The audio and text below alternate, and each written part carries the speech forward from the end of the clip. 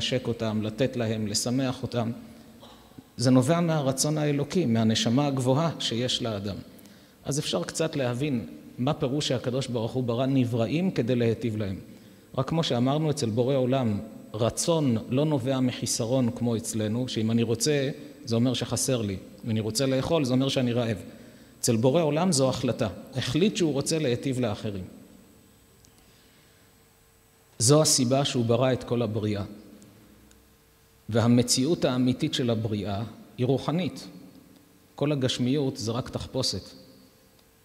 הזוהר מכנה את החומר אור שאינו מאיר, כי כל הבריאה התחילה מהתפרצות של אור, כך אומר הזוהר, לא המפץ הגדול.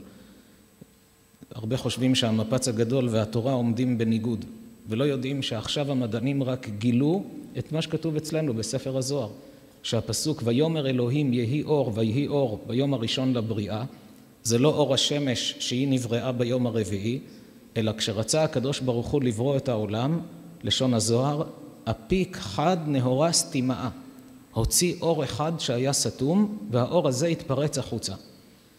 ממשיך הזוהר שהאור הזה עבר שינויים שונים, וזה בעצם ההשתלשלות של העולמות שדיברנו קודם, יקום רוחני, אצילות, אחר כך פחות רוחני, פחות רוחני, עד שבתחתית של הכל, כמו גלדים של בצל, הגיעה הבריאה החומרית.